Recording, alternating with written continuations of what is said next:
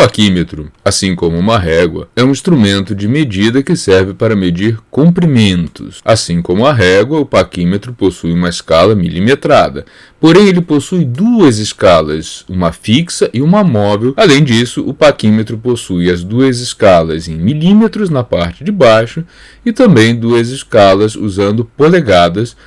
Nós podemos usar o paquímetro com muito mais conforto do que uma régua para medir o diâmetro de uma peça, usando a garra inferior para medir o diâmetro externo. Como é feita a medida? A medida obtida com o paquímetro é feita por uma associação das duas escalas. Devemos observar inicialmente onde o zero da escala móvel aponta. Neste caso, ele aponta para um valor acima de 19, mas não chegando ao 20. Depois, devemos nos atentar para qual das marcações da escala móvel fica perfeitamente alinhada com a marcação da escala superior. Neste caso, a única marcação que fica alinhada é a que corresponde ao número 1 da escala móvel, indicando, portanto, 19,10 milímetros como medida para o diâmetro da peça. Do mesmo modo, nós podemos usar o paquímetro para medir a altura do mesmo cilindro, usando também a garra inferior, como mostrado na imagem. A técnica é a mesma. Observamos que o zero do nônio ultrapassou o 20 da régua, indicando 20, alguma coisa. O passo seguinte é identificar qual dos traços do nônio fica perfeitamente alinhado com o traço da régua. Observamos que é aquele que fica entre o 1 e o 5, indicando, portanto, 20,15 milímetros como medida da altura deste cilindro.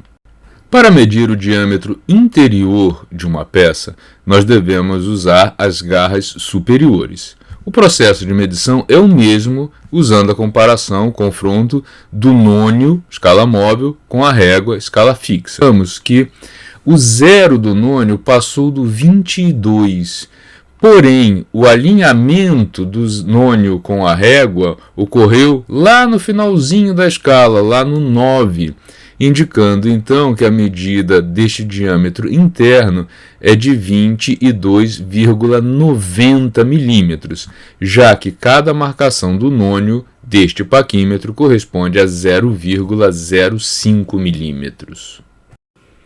O paquímetro também pode ser usado para medir o comprimento de outras partes de uma peça, especialmente aquelas que são variáveis. Também podemos usar a garra superior ou inferior para medir orifícios, para medir espaçamentos, para medir também a espessura de uma peça, como está sendo mostrado aí na imagem. E tem ainda o uso da haste, que serve para medir profundidade de uma peça.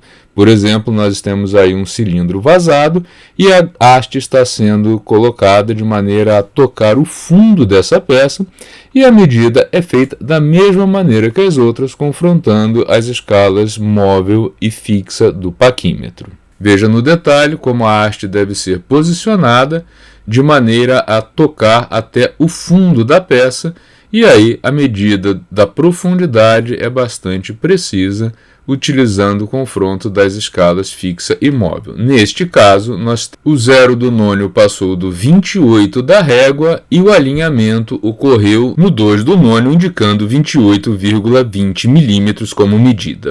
Vamos agora fazer um experimento para colocar em prática aquilo que nós vimos. A proposta desse experimento é medir a área desta placa. Para isso, nós precisamos das medidas de largura e comprimento. Como fazer isso?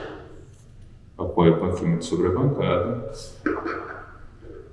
e, com cuidado, faça medidas da largura desta placa. Faça 10 medidas, pelo menos. Depois, repita o procedimento. E faça também 10 medidas do comprimento. A seguir, vamos analisar os dados experimentais obtidos para ver a que conclusões e resultados nós podemos chegar. Vamos analisar dados provenientes deste experimento, medida da área da placa. Nós temos aqui na planilha um conjunto de medidas. onde foram feitas 10 medidas para a largura, respeitando aí as 2 casas decimais em milímetros do paquímetro, e o mesmo para o comprimento. Notem que largura e comprimento foram medidas diretamente usando o paquímetro. Já a medida da área será obtida a partir destes dados. Por isso, largura e comprimento são medidas diretas, porque foram medidas diretamente com o instrumento de medida, ao passo que a área é uma medida indireta, pois será obtida por meio de cálculos matemáticos a partir das medidas diretas obtidas. Nós temos aqui o valor da média, então largura média 60,48 milímetros e comprimento médio 75,71 milímetros. O desvio padrão incerteza tipo A ficou em 0,10 para a largura e 0,11 para o comprimento, ligeiramente maior para o comprimento. A incerteza tipo B é aquela proveniente do paquímetro, metade da menor escala, arredondado, 0,03. A composição das incertezas tipo A e tipo B, ou seja, das incertezas estatística e não estatística, está aqui na terceira linha, sigma 0,10 e 0,11, prevalecendo, portanto, o erro estatístico e o cálculo da área.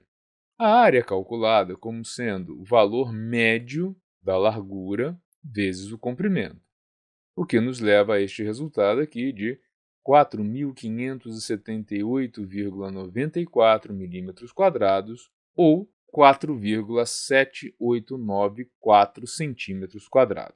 E a área tem a sua incerteza, porém, como ela é uma medida indireta, o cálculo é consideravelmente diferente. O resultado é de 10,3002 mm² ou aproximadamente 0,103 cm². Eliminando deste resultado final os algarismos não significativos, nós temos, portanto, que a área da placa utilizada como exemplo é de 45,8 cm², ao passo que a incerteza é de 0,1 cm².